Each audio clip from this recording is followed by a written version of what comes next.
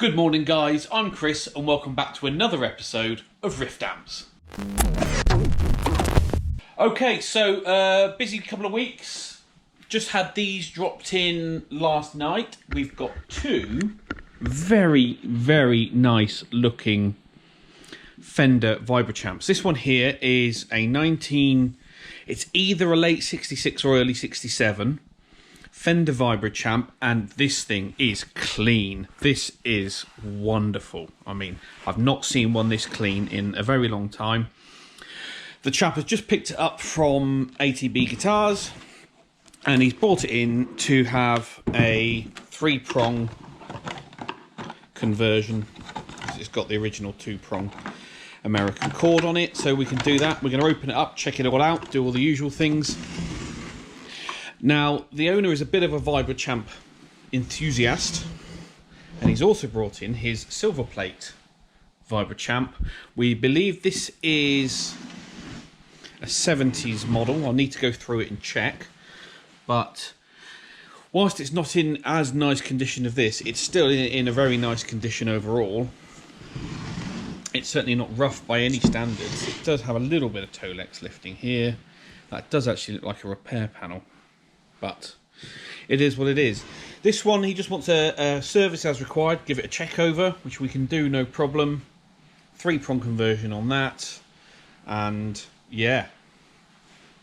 Two nice, simple jobs on two very nice vintage Fender amplifiers. So I just wanted to apologise to you guys for the sound issues I'm having with this GoPro that I film everything with. It seems over the last couple of videos, for some reason, it keeps switching between the two onboard mics, depending where I am relative to the camera, and it drops the volume down really quiet, and then it will suddenly jump it back up when it switches to the other mic. I don't know why it's doing that, because it didn't used to. So I think what I'm going to do is get one of those clip-on mics, and then we can get consistent audio for you guys, because yeah, I want to kind of improve what I'm doing, and I'm getting annoyed by the sound, the onboard microphones on this GoPro. So yeah, sorry about that guys. I will make it better, I do promise, but thanks again, I really appreciate that. Our good friend Josh has dropped this black plate Fender Princeton reverb in for service and check over. He's bought this online, he's imported it all the way from South Africa. And he's brought it straight up to me to get it checked out and serviced and sorted. It's in generally nice condition. It's not too bad. It's about right for the age. It's a little bit road worn, I think is the best way to describe it. First thing we noticed when we took the back panel off, which isn't the original one, I'm afraid, is it's got a step-down transformer, because this is a US voltage amp, and South Africa mains voltage is 230. So it's got a step-down transformer, which is probably the worst install I've come across this year. So we're going to have to do something about that. It's not got the original speaker, so we're going to look into options for that. It's got a mismatched pair of output valves. And if I gently pull the chassis back, really difficult one-handed, sorry. We can see inside. It's had a little bit of TLC before. Obviously the mains cable's been replaced. Bias cap is a replacement. It's got a replacement cap after V1A. But apart from that, it's pretty much standard, which is good. It means we've got a good starting point to work from. Most of these electrolytics look like they're about to go pop. So we're going to have to probably do a cap job on this amplifier, service it as required, get this thing up and running so he can use it in the studio. Now Josh also owns a lovely brown plate Princeton 6G2 model, which he brought in the other week for some TLC, and I'm going to, at the end of this video, I'm going to show you some footage of that amp being played. So of Josh actually playing that amplifier. So he's going to have a nice black plate amp, vintage Princeton, and the brown one too. So that's a really nice collection there. Right guys, thumbnail and title time. So I want to tell you a story which was back in 2010. I'd booked to see Gary Moore live in concert in Oxford, and because I'd always wanted to see him play the Greenie Les Paul, that was always one of my life goals. It's just I wanted to see that guitarist play that guitar in person. The Still Got the Blues album was the album that got me into blues guitar. Just an incredible thing as a teenager, listening to that, just mind blown. And I always wanted to go and see Gary Moore play the Greenie Les Paul. Being a fan of guitars and guitarists, that was always one of my things. I booked to see him in Oxford in 2010, I think it was. Unfortunately, something came up and I couldn't make the gig, couldn't go, and then unfortunately, as you guys know, he passed away the following year in February. So I never got to see Gary Moore play that Les Paul, which I was absolutely gutted about that. Now, interestingly, I made a decision at that point to never do that again. Never miss a gig. Not necessarily about seeing a certain artist play, but it's about seeing certain guitars being played live by certain players. For example, right, I've yet to see Queen live or Brian May, but how long have I got realistically to see Brian May play the Raid Special live? And I want to hear that in person. I haven't got 50 years, or until I retire at least, have I? If this would be realistic about it. And there are so many famous guitars out there that I want to hear being played live by either the original owner or the famous owner, by a high-end pro guitar player. Amos the Flying V, such a famous guitar. Bonamassa's got that at the moment, and I need to make an effort to go and hear that guitar being played live because he does play it. And so it's always been a little mission of mine. It's like if ever an artist comes to town, to a local venue or a festival or something like that I can get to, and I know they're playing those famous guitars live, not replicas or reissues, but the original guitars. I think as a fan of guitars and guitar gear in general, I need to go do that just so I can tick those boxes, because I don't want another Gary Moore Greenie moment. And there's one guitar which is a bit left field, I'll be honest. It's not one that everyone immediately goes to as a famous guitar, but if you think how many hits and songs this particular guitar has written, then it's absolutely got to be on your list. And last weekend I went to Croppedy Festival, which is local to me, because Nile Rodgers and Chic were headlining on the Thursday night, the opening night of the weekend. And for those who are gear nerds like me, you'll know his it's a 1959 Strat with a 60s neck, or is it a 60s Strat with a 59 neck? One of the two, I'll look it up. Called the Hitmaker, which is a super famous guitar. And if Nile Rodgers, he always plays that guitar, so it's like, this is amazing.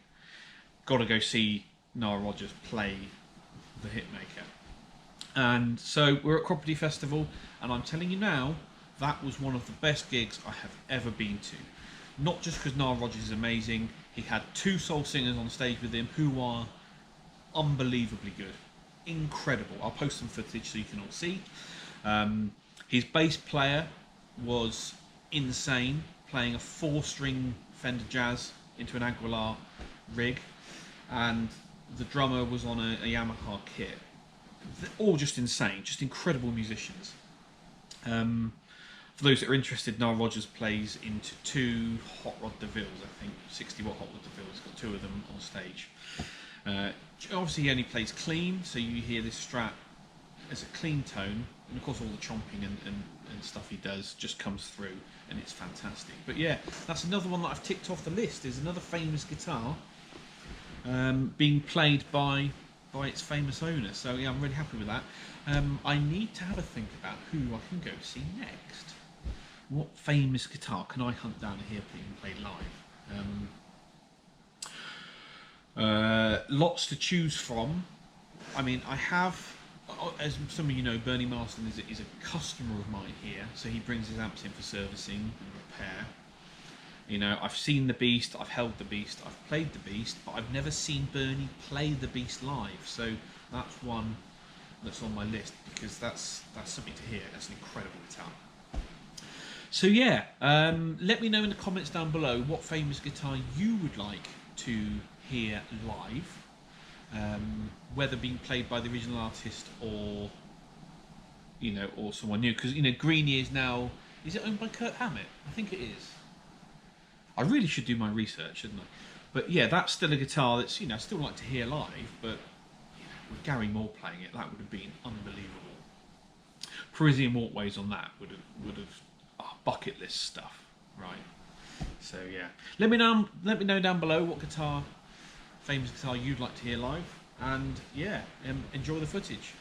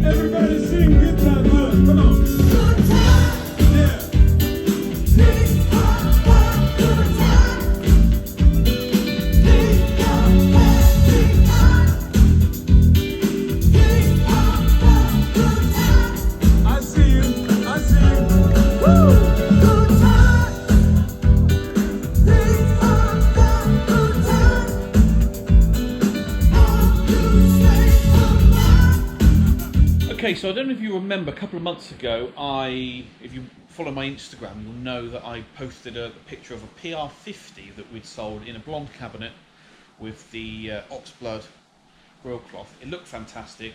We shipped it off to Europe to the customer, and unfortunately it got damaged in transit. Doesn't matter how well you pack an amplifier, sod's law, the couriers will find a way to damage them. So the story was, when it arrived, it had been damaged, it had some issues. I said, rather than risk shipping it back again, take it to your local tech, who will, and I'll cover the bill. Just, you know, whatever it needs, get it sorted. I'll offer all the support I can. You get the amp sorted, I'll cover the bill, and then, and he was happy with that. So he took it to the tech. Unfortunately, the tech struggled with the amp a bit. He obviously couldn't fix the damage to the cabinet, which had some a couple of dings and dents, and you know, the baffle had come out, unfortunately, so that needed some wood repair. But there were some of the valves are broken. I mean, this thing had been properly chucked around. I'm really quite annoyed by it. Basically, in the end, we did a deal for him to send the amp back, and you know, I can sort it properly, and I can sell it on, and he can get his refund. It's fine. It's not a problem at all. Crap happens. He's not annoyed by it. I'm just annoyed that the whole thing happened in the first place, because, you know, I spend a lot of money on custom packaging and, you know, expanding foam packets and everything you need to ship an amplifier abroad, and they still get damaged. So, yeah, that's frustrating. But anyway, the chassis is on the chassis stand, and I've just been going through it because when the European tech had it in, he was making, I'm not sure exactly what he was trying to do, but he was either trying to improve the design or unimprove it. I'm not quite sure. But I don't know. The PR50, for those who don't know, is the highest wattage model in our PR range. It doesn't have a tremolo circuit, but instead it's got a 3-band EQ, so treble, middle, bass, and it's got a 2-band reverb circuit. Sorry, 2-knob reverb circuit, a dual and a mix. It's a, I mean, they usually come out somewhere between 45 and 50 watts. So depending how you measure them at what frequency and all this kind of thing. So I say they're a soft 50 watts, but it's probably the most you can push out of this circuit. For those that are circuit nerds and know the things, this has got a long tail pair phase inverter rather than the standard cathodiene phase inverter that's found in the PR35, the PR18 and the PR6. And obviously it runs 6 L6s. We've got beefier transformers in it. And obviously with no tremolo circuit, we've got room to do other things. But yeah, the other tech was trying to find the source of some hiss, and he was making some circuit changes. But when I got the amp back, I fixed it with it was just a noisy preamp valve. So yeah, it's funny how these things go. Sometimes you think the issue is far more complicated than it actually is, but yeah, it's just a noisy 12AX7 in V1 that was causing the hiss. So yeah, that's sorted. Anyway, I've just been going through it, tidying everything up, making it good again, because this is going back up for sale. It's going to come with a full Rift warranty, as though it's a brand new amp. It's going to need a new. You can tell the faceplate's cracked here. So we need to put a new plate on it. That's fine. We're going to put this up as a B stock X demo type thing. Customer return. So it's going to be a good deal and a good price on this, because it sounds fantastic. I've just been giving it the full once over. So yeah, that's frustrating that the whole thing happened, but that's running a business. So yeah, I just want to say thank you very much for watching. Please give this video a thumbs up if you like it. Hit the notification bell so you know when I post a new video. And if you haven't already, please subscribe. It really helps the channel. I am trying to grow this channel so I can show more things that I do. They do take some time to film, which is time away for me from the build bench and repair bench and getting things sorted. So I do need to make it worth my while, but it's something I really want to do. So please subscribe, please support the channel, and hopefully we can grow this organically and show you some of the really cool stuff that goes on here at Rift. On a secondary note, I know I keep saying I'm going to try and do more videos per week, and then I keep missing them and getting things done.